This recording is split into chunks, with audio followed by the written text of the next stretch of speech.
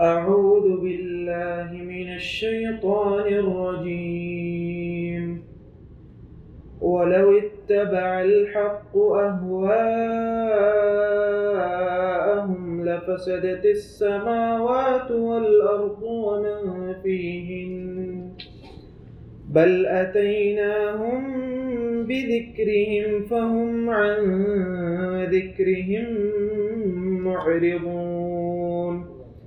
أم تسألهم خرجا فخراج ربك خير وهو خير الرازقين.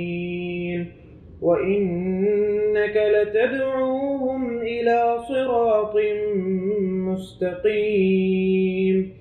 وإن الذين لا يؤمنون بالآخرة عن الصراط لناكبون.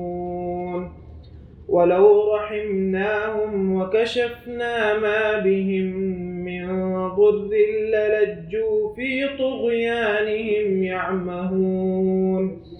ولقد أخذناهم بالعذاب فما استكانوا لربهم وما يتضرعون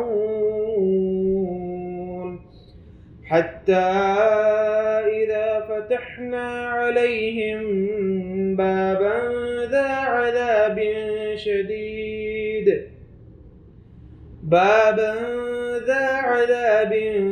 شديد إذا هم فيه مبلسون. وهو الذي أنشأ لكم السمع والأبصار والأفئدة قليلا ما تشكرون. وهو الذي ذرأكم في الأرض وإليه تحشرون. وهو الذي يحيي ويميت وله اختلاف الليل والنهار أفلا تعقلون. بل قالوا مثل ما قال الأولون قالوا أإذا متنا وكنا ترابا وعظاما أإنا لمبعوثون. لقد وعدنا نحن وآباؤنا هذا من قبل إن هذا إلا أساطير الأولين.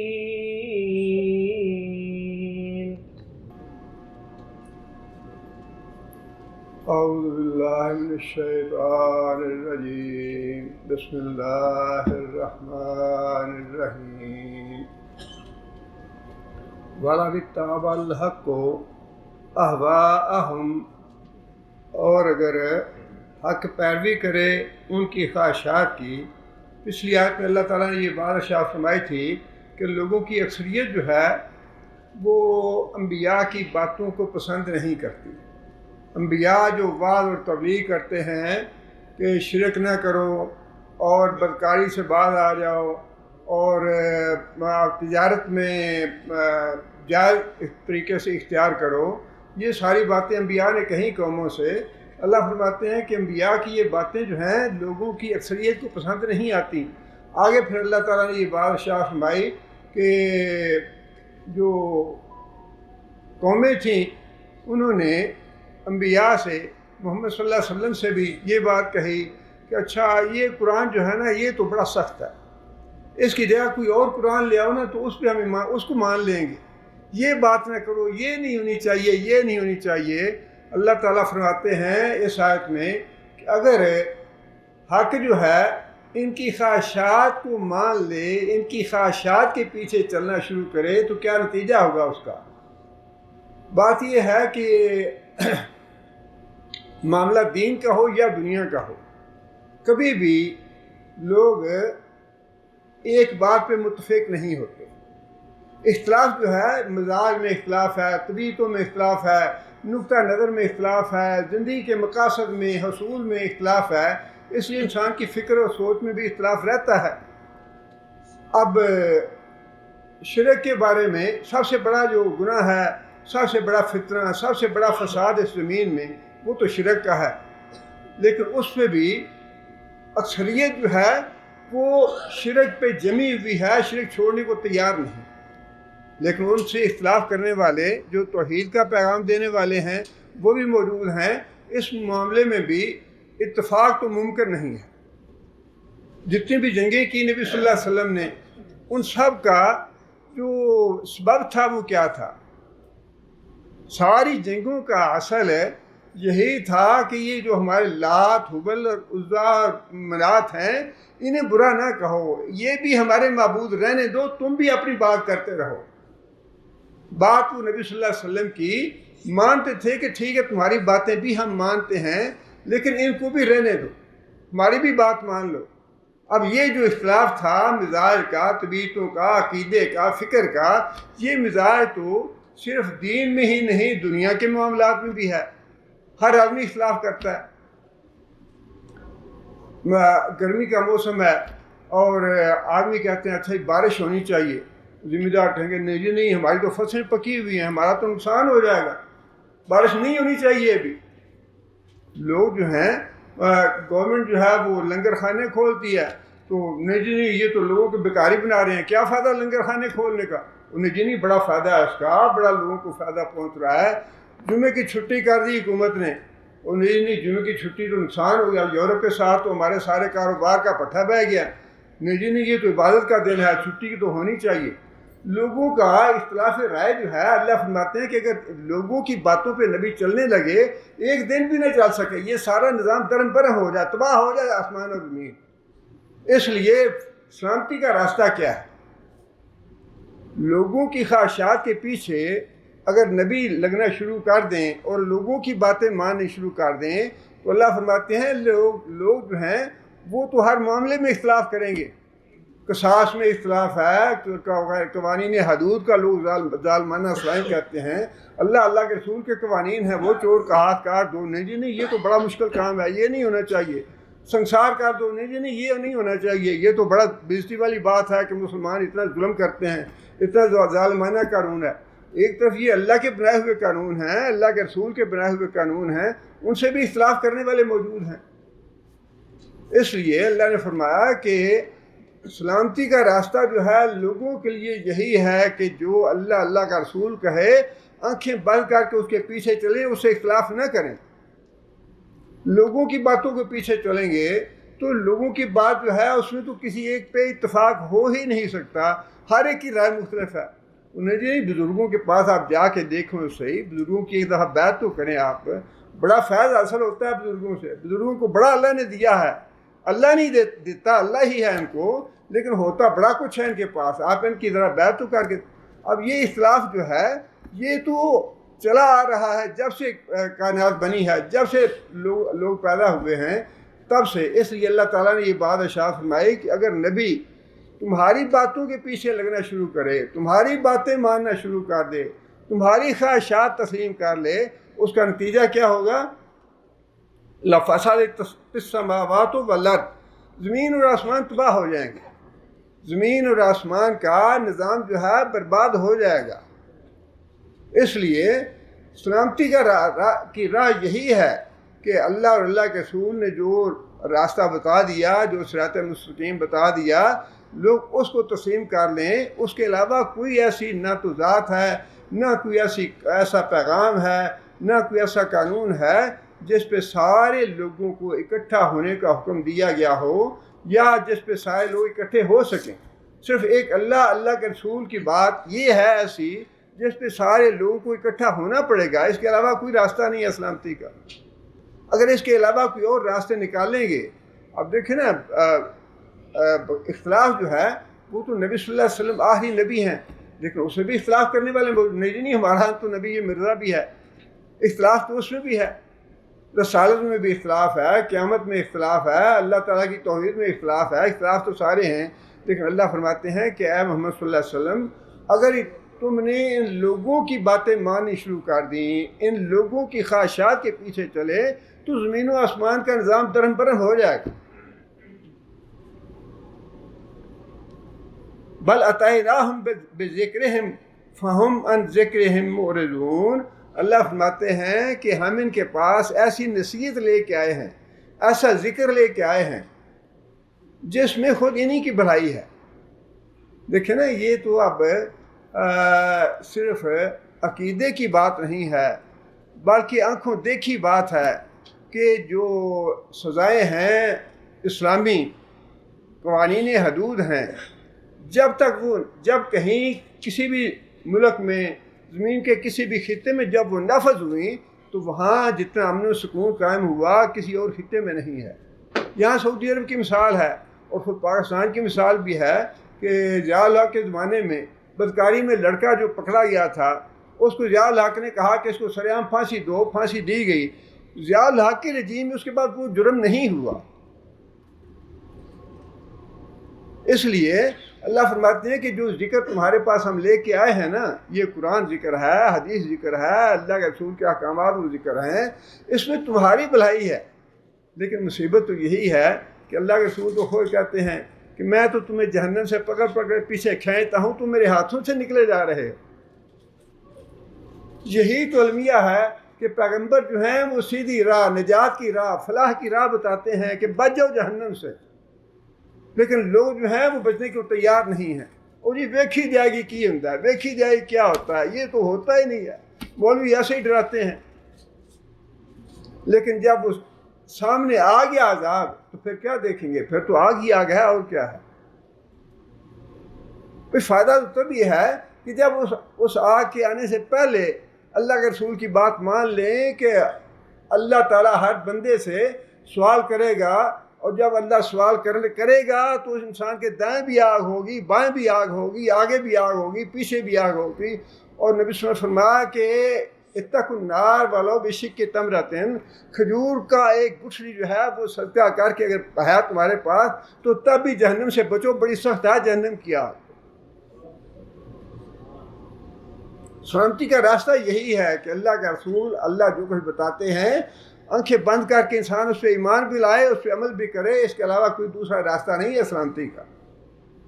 جب وہ آنکھوں کے سامنے آ گیا نا، یہ دیکھیں نا، جب تک یہ ہماری زندگی ہے نا، جب تک ہے ہمارے پاس ملک، جب تک ہمارے پاس چوائس ہیں کہ ہم نے زندگی کیسے بسر کرنی ہے، اور جب فرشتہ آ گیا اس کے بعد کے مراحل تو اتنے مشکل ہیں، اتنے کٹھن مراحل ہیں، انسان جکڑا جاتا ہے، انسان بالکل ایسے ہاتھ کڑیاں لگ جاتی ہیں، بندے کو کوئی اختیار نہیں رہتا، بندہ کہے نا کہ الحمدللہ کہہ سکوں، وہ بھی نہیں ہوگا۔ یہ جو مہلت اللہ نے دی ہے نا، یا جو زندگی اور صحت دی ہے اللہ تعالیٰ نے، جو کچھ کرنا ہے اسی میں کرنا ہے۔ جب موت کا وقت آ گیا اس کے بعد بڑے کٹھن مراحل ہیں اور بڑا لمبا سفر ہے۔ دیکھیں نا، ہماری بات تو اللہ تعالیٰ معاف کرے کچھ بھی نہیں ہے۔ رات میں پڑھ رہا تھا حضرت ابو ہریرہ رضی اللہ تعالیٰ عنہ کے بارے میں، مرتے وقت کہنے لگے کہ سفر بڑا لمبا ہے، قیامت تک سفر بڑا لمبا ہے اور میرے پاس زیادہ راہ کچھ بھی نہیں۔ وہ حضرت ابوبکر صدیق رضی اللہ تعالیٰ عنہ کی جو مناجات ہے بڑی معروف ہے کہ یا اللہ، میں تو بڑا زیادہ راہ جو ہے میرے پاس بڑا قلیل ہے، میرے پاس زیادہ راہ ہے ہی نہیں، یا اللہ تو مجھے معاف کر دینا، تو اپنی رحمت سے فضل کر دینا۔ اب اگر حضرت ابوبکر صدیق کے پاس زیادہ راہ نہیں ہے، ابو ہریرہ کے پاس زیادہ راہ نہیں ہے، تو ہمارے دامن میں کیا ہے؟ آکڑ میں نہ رہیں، دھوکے اور فریب میں نہ رہیں، بہت مشکل کا سفر ہے۔ یہ جو مرنے کے بعد کا سفر شروع ہوگا، بڑا طویل سفر ہے، بڑا طویل سفر ہے۔ اور قبر کا جو پہلا گھنٹہ 2 گھنٹے ہیں نا، وہ تو اللہ ہی جانتا ہے کیسے ہوتے ہیں۔ اللہ کے رسول نے فرمایا کہ لوگوں بڑی گھبراہٹ کی جگہ ہے، بڑی گھبراہٹ کی جگہ ہے، بڑی گھبراہٹ کی جگہ ہے۔ اللہ کے رسول قبر کو یاد کر کے روتے رہے اور فرمایا کہ تیاری کر لو اس وقت کے لیے، تیاری کر لو اس وقت کے لیے، قبر کا معاملہ جو ہے بہت ہی کٹھن ہے۔ اور عثمان رضی اللہ تعالیٰ عنہ، لوگ پوچھتے تھے کہ اے امیر المومنین، جنت کا ذکر ہوتا ہے آپ روتے نہیں ہیں، جہنم کا ذکر ہوتا ہے روتے نہیں ہیں، آخرت کا ذکر ہے روتے نہیں ہیں، قبر کا ذکر ہوتا ہے تو آپ دار و بتار رونا شروع کر دیتے ہیں۔ ہاں، قبر کا جو مرحلہ ہے یہ سب سے پہلی منزل ہے انسان کی، سب سے پہلی منزل۔ جو آدمی اس منزل میں کامیاب ہو گیا وہ باقی منزلوں میں بھی کامیاب ہو جائے گا، جو اس میں مارا گیا پکڑا گیا وہ آگے بھی پکڑا گیا۔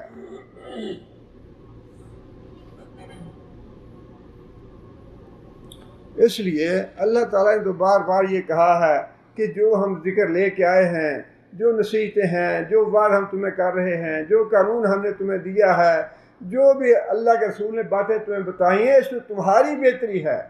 میں یہ عمل صالح فلنفسہ ہی، جو آدمی اچھا عمل کرے گا اپنا بھلا کرے گا، ومن اساء فعلیہا، اور جو کوئی برائی کرے گا اس کا وبال اس پہ اپنے آپ پہ آئے گا، کسی کا کوئی اس پہ وبال نہیں ہے۔ اللہ کے رسول کو بار بار فرمایا کہ محمد صلی اللہ علیہ وسلم آپ انہیں کہہ دیجئے وما علیک الا البلاغ، تیرے اوپر پیغام پہنچا دینے کے علاوہ کوئی ذمہ داری نہیں ہے۔ اللہ کے رسول کو بڑا غم کھاتا تھا اس بات کا کہ لوگ ایمان کیوں نہیں لاتے، میں ان کی پکڑ پکڑ کے جہنم سے کھینچتا ہوں، یہ کیوں آگے جاتے ہیں۔ اللہ تعالیٰ نے فرمایا کہ محمد صلی اللہ علیہ وسلم تمہاری ذمہ داری نہیں ہے، وما علیک اللہ یزکا، اگر یہ جو کفار ہیں مشرکین ہیں ایمان نہیں لاتے تمہاری کیا ذمہ داری ہے، تم نے پیغام پہنچا دیا۔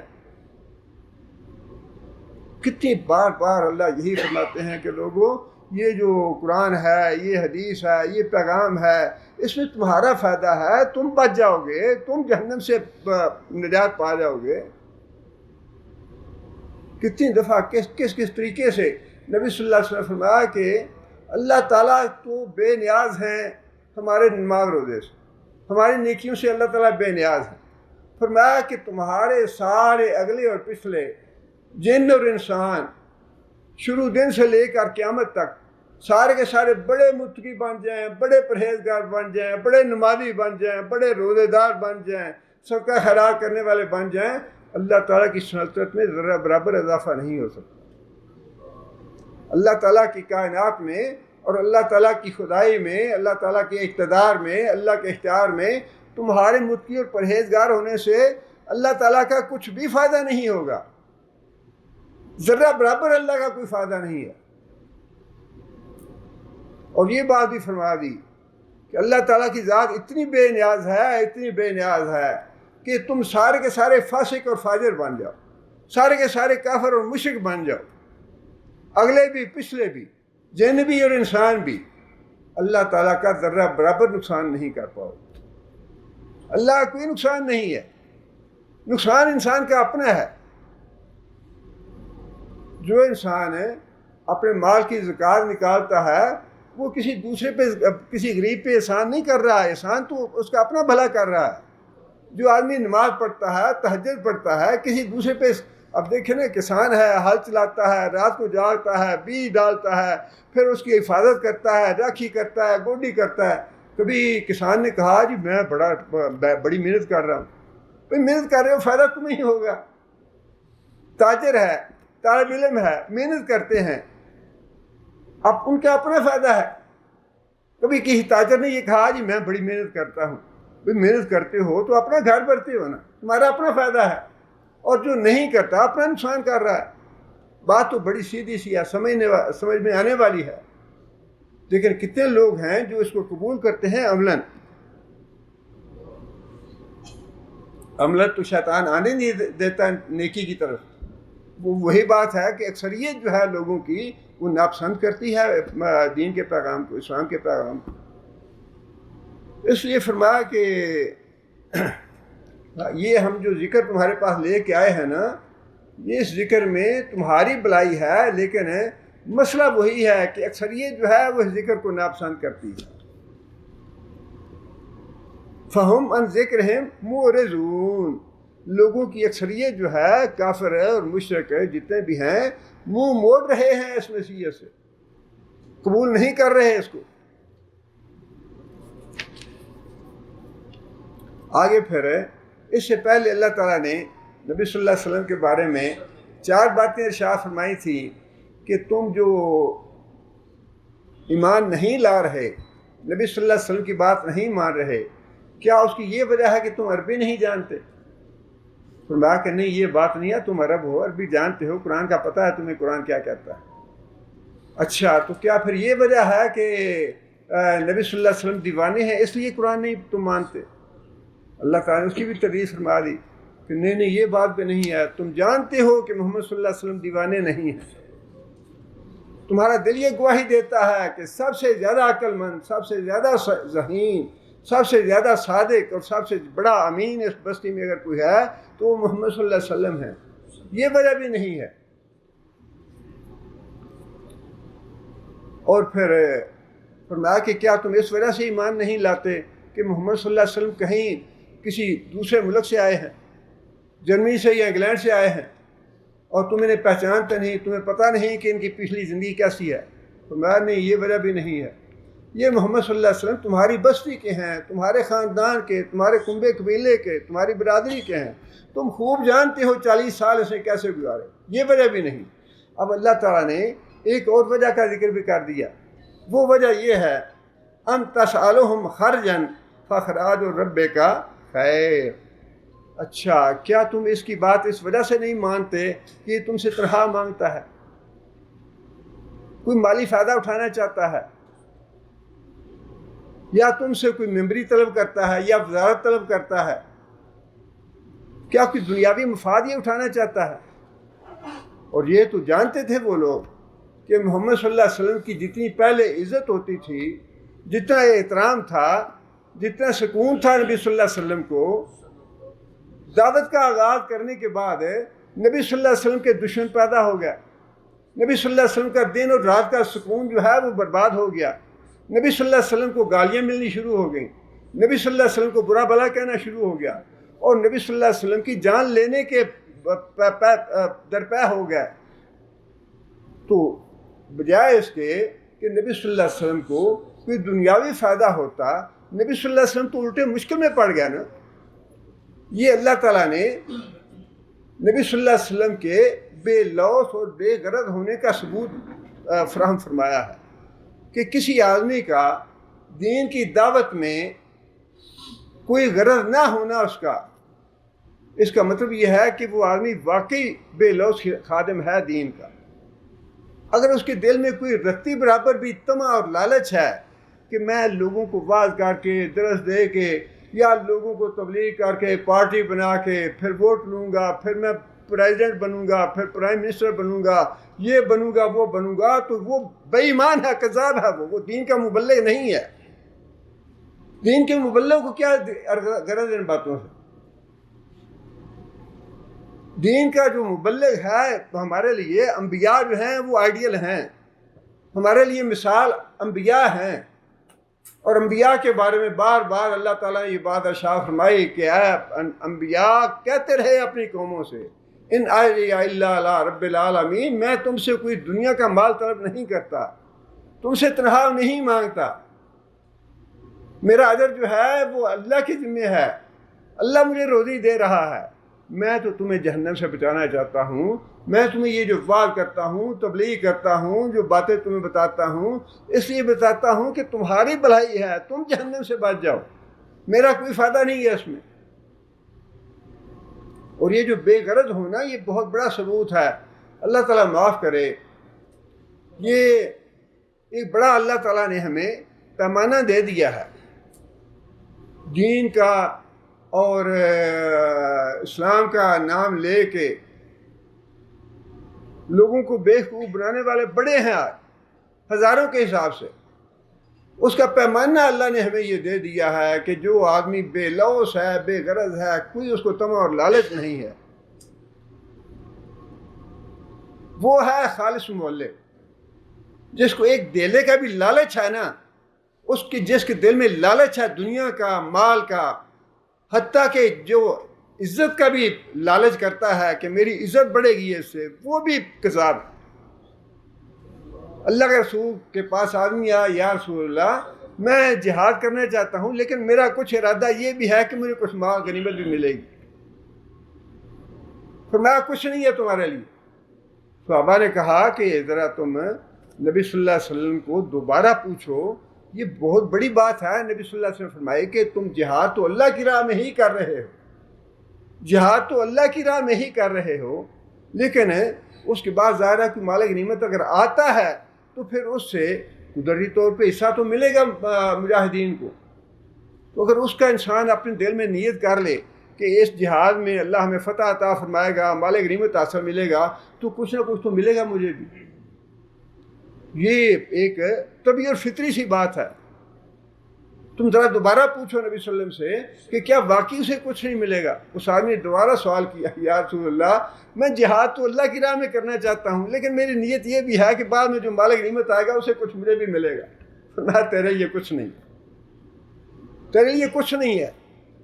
صحابہ نے پھر اسے کہا، صحابی کو، کہ یاد رہا تم دوبارہ سے بارہ پوچھو نبی صلی اللہ علیہ وسلم سے کہ کیا واقعی ایسا ہے کہ جہاد کے لیے نکلے ہیں گھر سے، گھر بار چھوڑا ہے اور کافروں کا مقابلہ کرنا ہے، اور یہ بھی پتہ نہیں کہ خود ہی قتل ہو جائیں، شہید ہو جائیں، مارنا ہے مرنا ہے، اسی نیت سے نکلے ہیں گھر سے.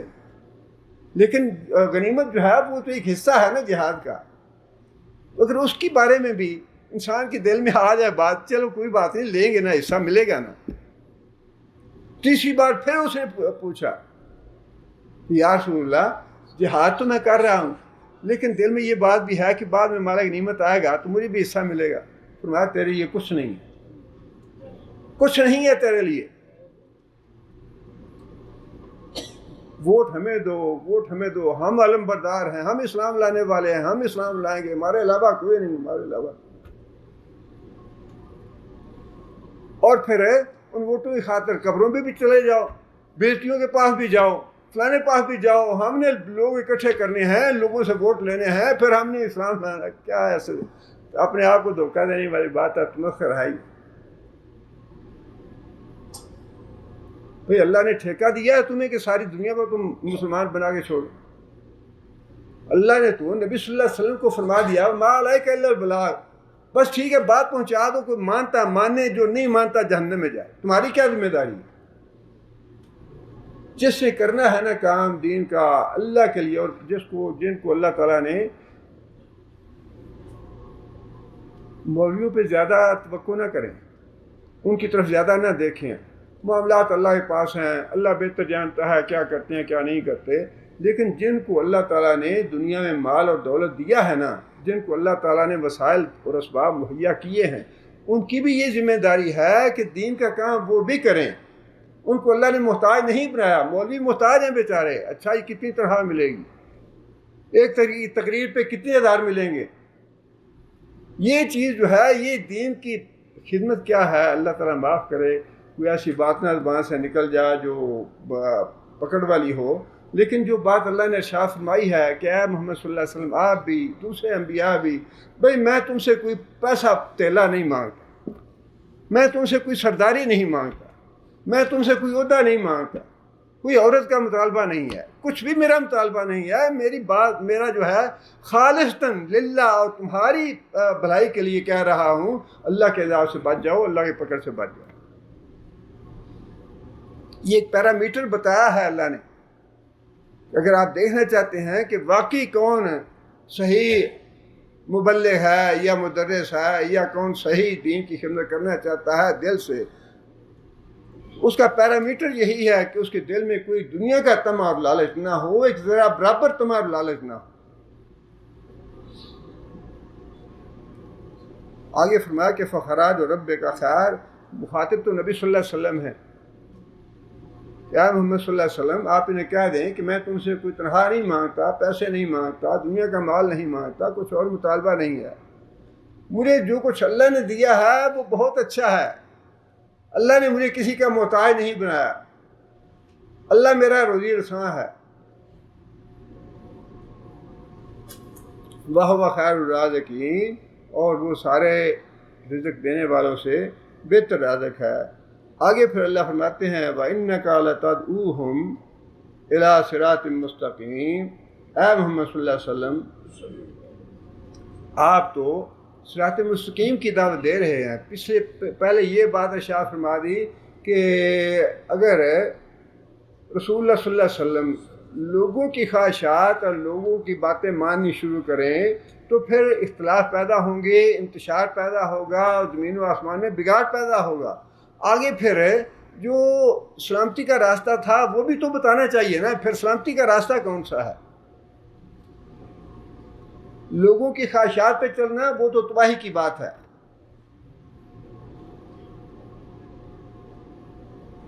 جتنے بھی بڑے بڑے مصلحین اپنے آپ کو کہتے رہے، یا ریفارمر کہتے رہے اپنے آپ کو، لینن تھا یا ابراہیم بن آدم تھا، جو بھی تھے جتنے بھی تھے یہ سارے آئے، لیکن ان کے فلسفے نے دنیا کو کیا دیا؟ سوائے تباہی اور ہلاکت کے۔ سوشلزم تھا، کمیونزم تھا یا اسلامی سوشلزم تھا، یہ جتنے بھی فلسفے ہیں یہ سارے کے سارے تباہی اور بربادی لائے ہیں نا، اور کیا لائے؟ اللہ تعالیٰ نے پھر آگے سلامتی کا راستہ بھی بتا دیا کہ محمد صلی اللہ علیہ وسلم آپ جو راستہ لے کے آئے ہیں، آپ جو بات اور تبلیغ کرتے ہیں، جو قوانین آپ لے کے آئے ہیں، وہی ہے سلامتی کا راستہ، صراط مستقیم وہی ہے، بچنے کی راہ وہی ہے۔ کتنا اچھا دین ہے کہ غریبوں کی ہمدردی کرو، مسکینوں کی ہمدردی کرو، بیواؤں کی ہمدردی کرو، یتیموں کے سر پہ ہاتھ رکھو۔ یا رسول اللہ میرا دل بڑا پتھر ہے، میرے دل کو رکت پیدا نہیں ہوتی، میرے دل میں نرمی پیدا نہیں ہوتی، یا رسول اللہ مجھے کوئی بات بتائیں۔ فرمایا کہ جاؤ کسی یتیم کی پرورش کرو، اللہ تمہارا دل نرم کر دے گا۔ کتنا اچھا دین ہے۔ فرمایا کہ جو آدمی بیوہ کے لیے کوئی محنت کرتا ہے، جد و جہد کرتا ہے، وہ جو جہاد کرنے والا ہے اس کی مانند ہے وہ۔ اور اگلے دن تو میں نے بڑی عجیب حدیث پڑھی ہے، اللہ تعالیٰ یعنی انسان بعض اوقات پڑھ کے حیران ہو جاتا ہے۔ نبی صلی اللہ علیہ وسلم فرمایا ہے، شیخ البانی نے اس حدیث کو حسن کہا ہے، جو آدمی اپنے کسی مسلمان بھائی کی حاجت کے لیے، اس کی مصیبت کے میں اس میں کام آتا ہے، اس کی ضرورت کے وقت اس کے ساتھ چلتا ہے، اس کی ضرورت پوری کرتا ہے، فرمایا نبی صلی اللہ علیہ وسلم نے میری مسجد میں ایک مہینہ اعتکاف کرنے سے زیادہ افضل ہے وہ۔ میری مسجد میں، مسجد نبوی میں ایک مہینہ اعتکاف کرنے سے زیادہ بہتر ہے کہ تم ایک آدمی کی مصیبت اور پریشانی دور کر دو، اس کی حاجت پوری کر دو۔ لیکن یہ بات یاد رکھیں کہ یہ فرائض کے مقابلے کی بات نہیں ہے۔ جو فرائض ہیں یہ نفل عبادت کی بات ہے۔ ایسے نہ ہو کہ کوئی آدمی یہ سمجھ لے، جس طرح آج کل بڑے یہ پوسٹیں آ رہی ہیں، اچھا جی وہ قربانی کے بجائے قربانی کے اتنے جانور ذبح ہو جائیں گے، اپنے گھر کے قریب دیکھو کوئی بیوہ ہے تو اس کو دے دو قربانی کے پیسے، اور اگر کوئی اور ہے تو حج کے پیسے اس کو دے دو، اگر کوئی یتیم ہے، کوئی بیوہ ہے، کوئی غریب ہے تو اپنے حج کا اس کو دے دو، یہ قربانی کا یہ کر دو۔ یہ جو فرائض ہے نا، فرائض، ایک نماز عصر کی جس آدمی کی ضائع ہو گئی، فرض ہے نا، چونکہ یہ ایک عصر کی نماز جس کی ضائع ہو گئی، اس کا گھر بار برباد ہو گیا۔ فرض کا معاملہ نہیں ہے یہ نفل، یہ دھوکے میں نہ پڑے اس سے۔ یہ ٹھیک ہے کہ لوگوں کی حاجت کا مصیبت میں ان کے کام آنا اور ان کی ضرورتیں پوری کرنا اور ان کے کھانے پینے کا خیال رکھنا، ان کے بچوں کا خیال رکھنا، ان کی مدد کرنا، مسکینوں کا، محتاجوں کا، بڑا نیکی کا کام ہے، بڑا ثواب کا کام ہے۔ لیکن یہ نفل عبادت کے مقابلے میں ہے، نفل عبادت کے مقابلے میں، فرضوں کے مقابلے میں نہیں ہے۔ جو قربانی ہے یہ سنت موقدہ ہے، جو واجب کے قریب قریب ہے۔ جب اللہ کے رسول نے یہ بات ارشاد فرما دی کہ جو آدمی قربانی کر سکتا ہے اس کے بعد وہ قربانی نہیں کرتا تو پھر وہ ہماری مسجد میں نہ آئے، ہماری مسجد میں نہ آئے، وہ بے ایمان ہے، ایمان والا نہیں ہے وہ۔ فرضوں کے مقابلے میں نفل عبادت کو نہ لائیں، یہ نفل عبادتوں کی بات ہے۔ وہ جو نبی صلی اللہ علیہ وسلم نے فرمایا نا کہ ایک مہینہ مسجد نبوی میں اعتکاف، وہ نفل عبادت ہے۔ کوئی کرنا چاہے کرے، نہیں کرنا چاہے نہ کرے۔ یہ دھوکہ دیتے ہیں لوگوں کو، حج کے پیسے غریبوں کو دے دو، قربانی کے پیسے فلاں کو دے دو، فلاں حاجت مند ہے، فلاں مر رہا ہے، فلاں ہسپتال میں پڑا ہے، فلاں یہ پڑا ہے، فلاں وہ پڑا ہے۔ اللہ کے رسول کو یہ پتہ نہیں تھا۔ نبی صلی اللہ علیہ وسلم نے اپنے حج مبارک پہ 100 اونٹ قربان کیے، 100 اونٹ۔ کیا نبی صلی اللہ علیہ وسلم کی استطاعت یا نبی صلی اللہ علیہ وسلم کی معاشی حالت واقعی ایسی تھی کہ 100 اونٹ ذبح کرتے نبی صلی اللہ علیہ وسلم؟ نہیں تھی ایسی، فاقہ تھا۔ حضرت عائشہ رضی اللہ تعالیٰ فرماتی ہیں کہ کئی دن ایسے ہوتے کہ 3 دن تک ہم صرف ایک کالی چیز اور ایک پانی پہ گزارا کرتے۔ مطلب یہ تھا کہ کھجور اور پانی کھا گزارا کرتے، کوئی ہمیں روٹی نہیں ملتی تھی۔ معاشی حالت یہ تھی نبی صلی اللہ علیہ وسلم کی۔ جب فوت ہوئے نبی صلی اللہ علیہ وسلم تو اس وقت بھی نبی صلی اللہ علیہ وسلم نے جو ہے وہ اپنی ذرا گرا رکھ کے جو لیے ہوئے تھے. یہ معاشی حالت تھی. اس کے باوجود 100 اونٹ ذبح کرنا کیا فرض تھا نبی صلی اللہ علیہ وسلم پہ؟ لیکن یہ اتنا محبوب عمل ہے قربانی کا، اتنا محبوب عمل ہے. نبی صلی اللہ علیہ وسلم نے قربانی کی اہمیت بتائی کہ جو آدمی قربانی دے سکتا ہے وہ نہ دے تو وہ بے ایمان ہے، وہ ایمان والا نہیں ہے. یہ جتنی باتیں ہیں نا کہ پیسہ فلاں کو دے دو، غریب کو دے دو، مسکینوں، بھائی تم نے اگر دینا ہے تو گاڑی نہ خریدو اپنی 40-50 لاکھ کی، اور وہ 40-50 لاکھ جو ہے کسی بیوہ کو دے دو، دیکھیے کتنا اترا ہے تمہارا. گھر میں ایئر کنڈیشن میں رہتے ہیں، یہ اگر کرنی ہے قربانی تو یہ کرو کہ اپنے گھر میں ایئر کنڈیشن نہ لگواؤ، وہ پیسے کسی غریب کو دو. یہ دھوکہ مت دو لوگوں کو کہ جو فرائض ہیں انہیں ترک کر کے فلاح عامہ کام کیے جائیں. یہ بالکل دھوکے والی بات.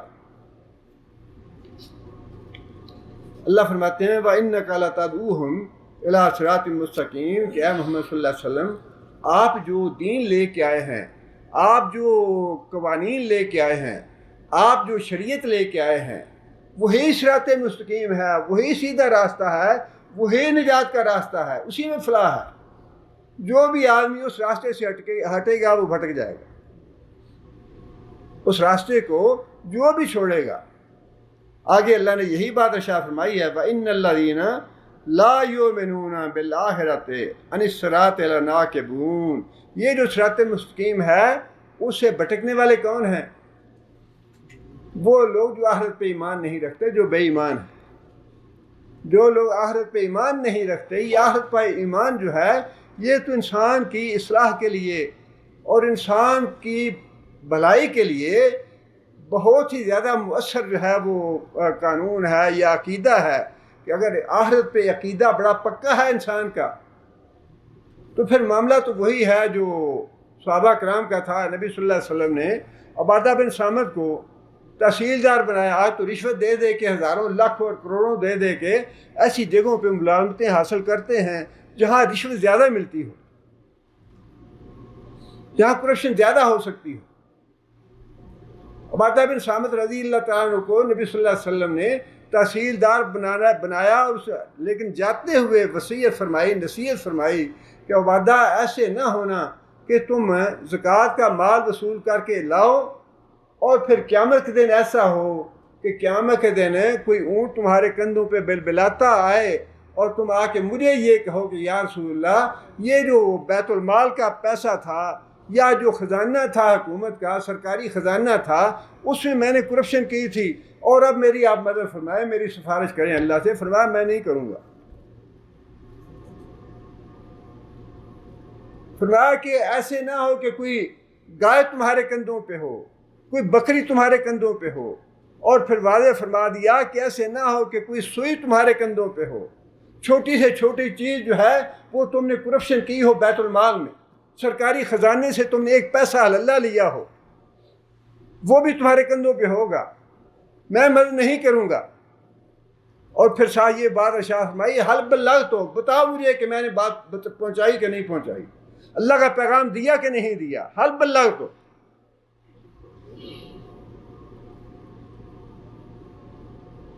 عبادہ بن صامت کہنے لگے یا رسول اللہ اس اللہ کی قسم جس نے حق کے ساتھ آپ کو بھیجا ہے میں کبھی بھی تحصیلدار کا کام نہیں کروں گا، یہ کام آپ کسی اور کو دے. سرکاری نوکری ہے، سرکاری نوکری، لیکن خود آدمی کہہ رہا ہے کہ میں اللہ کی قسم یہ نہیں کروں گا. کہیں ایسے نہ ہو جائے کہ ایک سوئی کی جو ہے خیانت ہو جائے مجھ سے، ایک حللے کی خیانت ہو جائے مجھ سے، میں حساب نہ دے سکوں قیامت کے دن. نبی صلی اللہ علیہ وسلم نے مقداد بن اسود رضی اللہ تعالیٰ عنہ کو ایک لشکر کا سربراہ بنایا، امیر بنایا لشکر کا، اور بھیجا اسے مقداد بن اسود رضی اللہ تعالیٰ عنہ کو. لشکر جب واپس آیا تو نبی صلی اللہ علیہ وسلم نے پوچھا کہ سناؤ مقداد کیسا رہا، عمارت کیسی رہی؟ لوگوں کے اوپر وزارت یا مشارت یا گورنری یا جو کچھ بھی تھا، یہ عمارت کیسی رہی تمہاری؟ کہنے لگے یا رسول اللہ مزہ تو بڑا ہے، اس میں بڑی چس آئی ہے، سارے لوگ بھاگ بھاگ کے کام کرتے ہیں، بڑی عزت کرتے ہیں، آگے پیچھے رہتے ہیں، لیکن اللہ کی قسم کہ آئندہ اگر آپ 2 آدمیوں پہ بھی کہیں گے تو میں امیر نہیں بنوں گا۔ وجہ کیا ہے اس کی؟ وجہ اس کی یہ ہے کہ نبی صلی اللہ علیہ وسلم کا یہ فرمان ان کے سامنے تھا کہ نبی صلی اللہ علیہ وسلم نے یہ بات ارشاد فرمائی کہ جو آدمی 10 آدمیوں پہ یا 10 آدمیوں سے زیادہ پہ امیر بنایا گیا، ان کا ذمہ دار بنایا گیا، ان کا وہ مسئول بنایا گیا، تو قیامت کے دن اس کے ہاتھ جو ہیں وہ اس طرح گردن کے ساتھ بندھے ہوں گے۔ یہ جتنے بھی وزارتیں اور مشارتیں اور گورنریاں اور جو کچھ بھی جن کے لیے آج کتوں کی طرح ہم پیچھے پیچھے بھاگ رہے ہیں نا، اور ہماری ہوس جو ہے وہ ختم نہیں ہو رہی۔ ملک برباد ہوتا ہے تو ہو جائے، ملک کی پرواہ نہیں ہے، ہمیں وزارتیں ملنی چاہیے، ہمیں حکومت ملنی چاہیے۔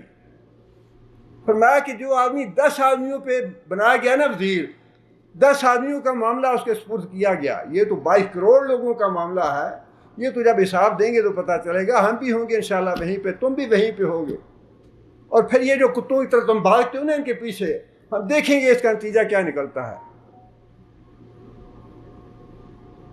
پوری جو عوام ہے اس کو تباہ کر دیا، بھوکے مر رہے ہیں، کسی کو پرواہ نہیں ہے۔ ملک کا کیا حال ہو رہا ہے، ملک کا مستقبل کیا ہوگا، کسی کو بالکل کوئی پرواہ نہیں ہے۔ فرمایا کہ جو آدمی 10 آدمیوں پہ امیر بنایا گیا، قیامت کے دن اس کے ہاتھ گردن کے ساتھ بندھے ہوں گے، اللہ کی بارگاہ میں آئے گا، اور یا تو اس نے اگر حق ادا کیا عمارت کا تو اللہ تعالیٰ اس کو آزاد کر دیں گے، اور اگر اس نے حق ادا نہیں کیا عمارت کا، حق ادا کرنے کا مطلب یہ ہے، مفسرین نے بڑی باتیں وضاحت کی ہیں، ان چیزوں کی وضاحت کی ہے کہ جب ذمہ داری کوئی آ جائے حکومت کی، اقتدار کی، منصب کی، عہدے کی، اس کا حق یہ ہے کہ وہ عوام کے دین اور دنیا دونوں کی بھلائی دیکھے، دونوں کی، دنیا کی بھی اور دین کی بھی بھلائی کا ذمہ دار ہو گیا، وہ دونوں کا حساب دے گا۔ اگر تو اس نے حق ادا کیا تو پھر وہ آزاد کر دیا جائے گا، اور اگر اس نے 10 آدمیوں کی عمارت کا حق ادا نہیں کیا تو اللہ تعالیٰ پکڑ کے جہنم میں ڈالیں گے۔ 10 آدمیوں کی عمارت۔ حضرت مقداد بن اسود کہنے لگے یا رسول اللہ آئندہ میں امیر نہیں بنوں گا کسی کا، 2 آدمیوں کا بھی امیر نہیں بنوں گا۔ یہ خوف تھا آخرت کا کہ آخرت میں ہم نے، یہ ہے ممکن نہیں ہے کہ کوئی آدمی چھوٹ جائے یا کسی سے حساب نہ لیا جائے، ایک ایک بات کا حساب لینا ہے اللہ نے۔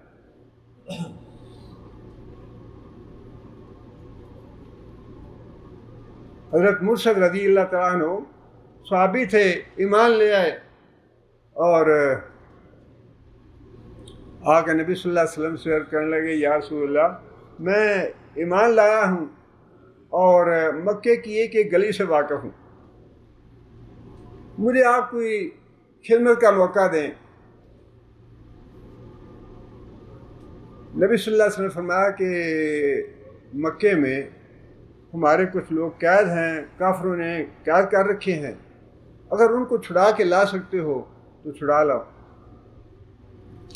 حضرت مرشد رضی اللہ تعالیٰ عنہ مکہ گئے رات کے وقت، اور گلی میں جا رہے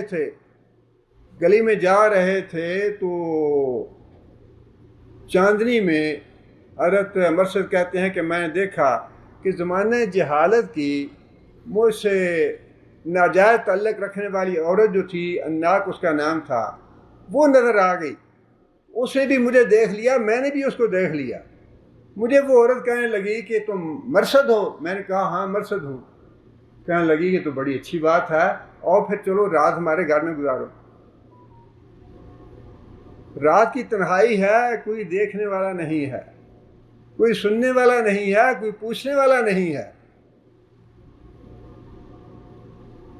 حضرت مرشد رضی اللہ تعالیٰ عنہ کہتے ہیں کہ میں اب مسلمان ہو چکا ہوں، اور اللہ کے رسول نے بتایا ہے ہمیں کہ زنا جو ہے حرام ہے، زنا حرام ہے، زنا حرام ہے،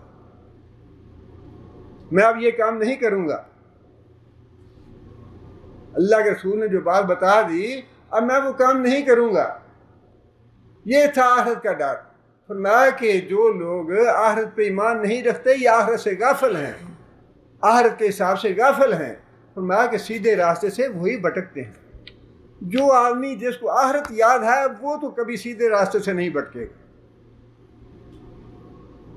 یہ بات اللہ نے بار بار ارشاد فرمائی قرآن مجید میں کہ جو لوگ آخرت سے غافل ہیں وہی صراط مستقیم سے بھٹکتے ہیں۔ جن کو آخرت یاد ہے وہ تو اسی سورہ میں جو پچھلی آیتیں ہیں 60 نمبر آیت ہے اس میں اللہ تعالیٰ نے یہی بات ارشاد فرمائی ہے نا، والذین یؤتون ما آتوا وقلوبہم وجلۃ انہم الی ربہم راجعون، کہ نیکی کرنے کے باوجود ان کے دل کانپتے رہتے ہیں کہ ہم نے اللہ کے حضور جا کے حساب دینا ہے، ہماری نمازیں ہمارے روزے اللہ کے ہاں قبول ہوئے یا نہیں ہوئے، وہ تو اس سے بھی ڈرتے رہتے ہیں۔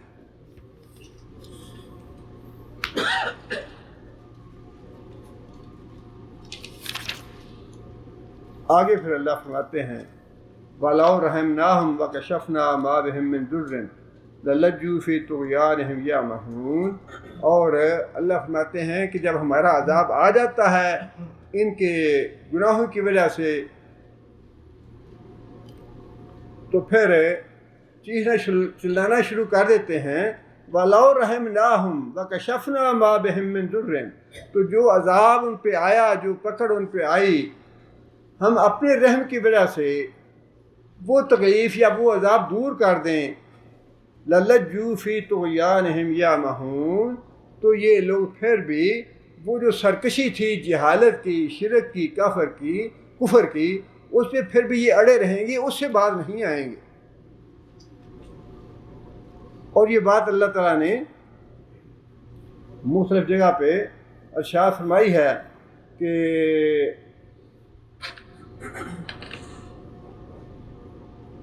اذا مس الانسان ضر دعانا لجنبه قاعدا وقائما، جب انسان پہ تکلیف آتی ہے، جب انسان پہ اللہ کی پکڑ آتی ہے تو پھر انسان اٹھے بیٹھے چلتے پھرتے ہر وقت اللہ سے دعا مانگتا رہتا ہے، یا اللہ یہ عذاب یا یہ تکلیف یا یہ بیماری ایک دفعہ ٹال دے، پھر آئندہ میں بڑا نیک بن کے رہوں گا، آئندہ میں گناہ کا نہیں کروں گا، آئندہ گناہ سے باہر رہوں گا۔ اللہ فرماتے ہیں کہ فلما کشفنا عنہ ضرہ، لیکن حال یہ ہے کہ جب ہم اس کی تکلیف یا اس کی پکڑ دور کر دیتے ہیں، مرہ کن لم یدعنا الی ضر مسہ کذالک زین للمسرفین ما کانوا یعملون، تو پھر وہ جب مصیبت سے نجات پا جاتا ہے، ہمارے عذاب سے نجات پا جاتا ہے، ہم بیماری سے شفا دے دیتے ہیں یا وہ مصیبت دور کر دیتے ہیں، تو پھر وہ بھول جاتا ہے کہ میں نے اللہ سے کیا دعا مانگی تھی، اللہ سے کیا وعدہ کیا تھا میں نے، پھر وہ بھول جاتا ہے۔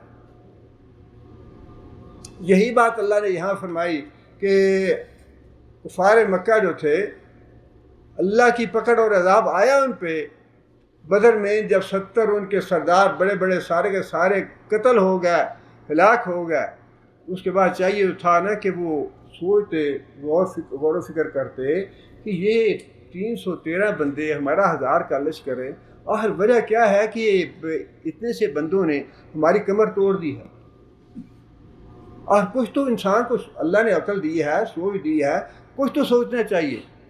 لیکن اللہ نے فرمایا کہ نہیں، وہ پھر اور بھی اس اپنی سرکشی پہ، اپنے کفر اور شرک پہ اور بھی پکے ہو گیا، نہیں ابھی نہیں، ٹھیک ہے کوئی بات نہیں، ابھی تو ہم مارے گئے، لیکن آئندہ ان سے بدلہ لینا ہے ہم نے۔ اور احد کے بعد تو ان کے حوصلے بہت بڑھ گئے، اور پھر پورے عالم عرب کے جتھے اکٹھے کیے، اتحاد بنایا سب کا، اور پھر یہ عزم کیا کہ ہم نے اسلام کو، نبی کو اور اس کے ساتھیوں کو ملیا میٹ کرنا ہے، ان کو ختم کرنا ہے۔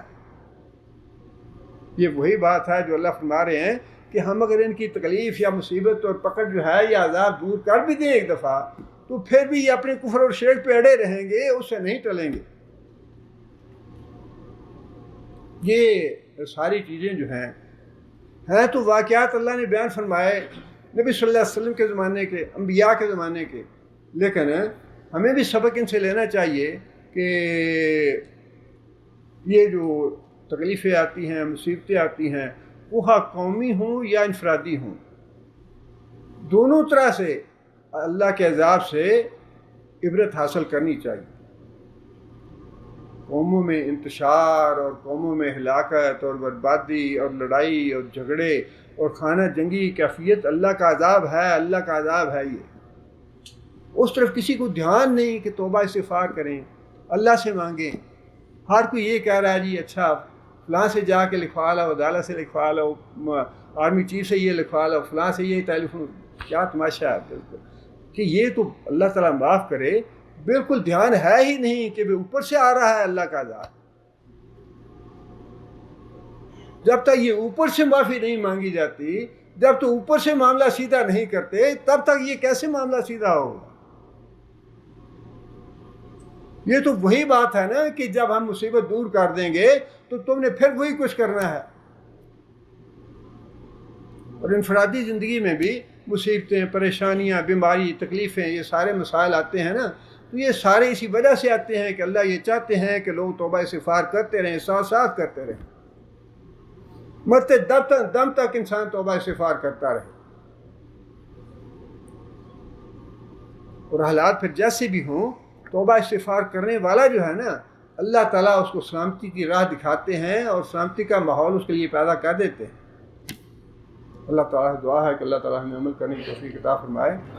اتفاق کی بات یہ ہے کہ ہمارے ایک بھائی حیدر صاحب، آپ لوگ جانتے ہوں گے انہیں، انڈیا کے ہیں اور بہت ہی بیچارے عاجز قسم کے انسان اور بہت ہی ملنسار، بہت ہی خوش اخلاق، اور ان کی سب سے بڑی خوبی یہ تھی کہ درس کے لیے سب سے پہلے آتے، آ کے دروازہ کھلاتے اور آ کے گھر کی کمرے کی صفائی کرتے، ساری چیزیں جو ہیں وہ سیٹ کرتے ماشاءاللہ لوگوں کے آنے سے پہلے۔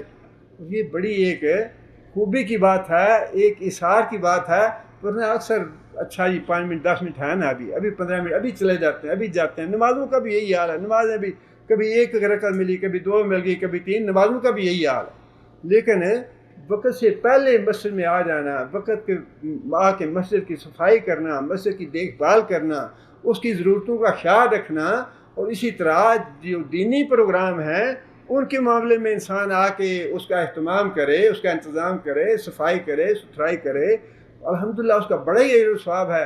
نبی صلی اللہ علیہ وسلم نے تو صحابہ کرام کو اظہار ناراضی فرمایا کہ جو آدمی مسجد کی صفائی کرتا تھا، یا عورت تھی یا مرد تھا، تو وہ فوت ہو گیا، رات کے وقت فوت ہوا، صحابہ کرام نے اس کی تدفین کر دی۔ نبی صلی اللہ علیہ وسلم نے پوچھا تو کہنے لگے یا رسول اللہ رات کا وقت تھا، تو ہم نے کہا کہ کیا آپ کو تکلیف دینی ہے؟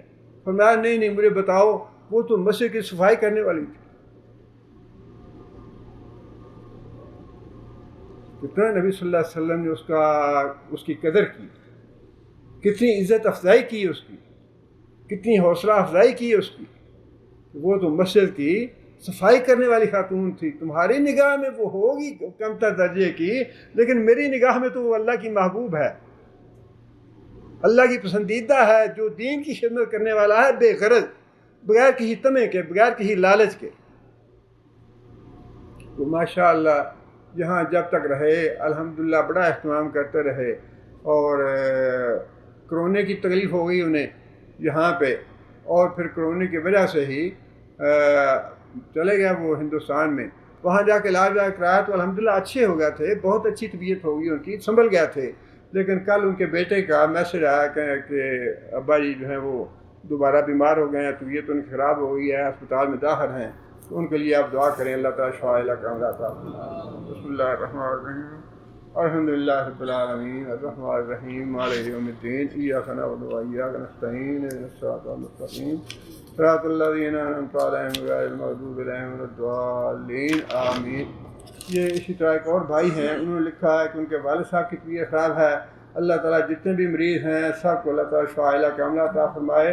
اور یہ ایک اعلان ہے کہ جامع مسجد المشرق شرکہ مشرق میں آج کا خطبہ جمعہ مولانا عبد المنان راشد صاحب ارشاد فرمائیں گے، جو حضرات جا سکتے ہیں ان کو جانا چاہیے وہاں پہ۔ اسی طرح ایک اور بھائی نے لکھا ہے کہ ان کی والدہ بیمار ہیں، اللہ تعالیٰ انہیں بھی شفا کاملہ عطا فرمائے۔ اور اشراف الحجہ کے بارے میں بہت سی پوسٹیں وہ سے آتی ہیں، بہت ہی زیادہ، جتنے بھی زیادہ سے زیادہ نیک اعمال کر سکیں نیک اعمال کرنے چاہیے۔ 9 دنوں کے روزے رکھنے بھی مسنون ہیں، ثابت ہے یہ بھی، زیادہ سے زیادہ روزے رکھیں، زیادہ سے زیادہ قرآن پڑھیں، زیادہ سے زیادہ نیک اعمال کریں، صدقہ خیرات کریں، اور بہت رفاظ ہے اس کے لیے۔ بسم اللہ الرحمن الرحیم۔ ربنا ظلمنا انفسنا ان لم تغفر لنا وترحمنا لنكونن من الخاسرین۔ ربنا آتنا فی الدنیا حسنۃ وفی الآخرۃ حسنۃ وقنا عذاب النار۔ ربنا هب لنا من ازواجنا وذرياتنا قرة اعین واجعلنا للمتقین اماما۔ ربنا اصرف عنا عذاب جہنم ان عذابها كان غراما انها ساءت مستقرا ومقاما۔ اللهم اعز الاسلام والمسلمين، اللهم اعز الاسلام والمسلمين، اللهم اذل الشرك والمشركين، اللهم دمر اعداء الدين، اللهم نذر قلوبنا بنور الايمان، اللهم ثبتنا على الاسلام، اللهم اغفر لجميع المؤمنين والمؤمنات الاحياء منهم والاموات۔ ربنا تقبل منا انك انت السميع العليم وتب علينا انك انت التواب الرحيم۔ سبحان ربك رب العزة عما يصفون وسلام على المرسلين والحمد لله رب العالمين۔ اگلا جمعہ جو ہے وہ کس ذی الحجہ کو آ رہا ہے؟ 9 کو۔ انشاءاللہ اگلا جمعہ تس نہیں ہوگا، ناغہ نہیں ہوگا۔ اس کے بعد اگلا جمعہ 17 کو آئے گا، 16 کو یا 17 کو۔ انشاءاللہ ایک جمعے کا ناغہ ہوگا، اس کے بعد پھر انشاءاللہ اس میں معمول درس ہوتا رہے گا انشاءاللہ۔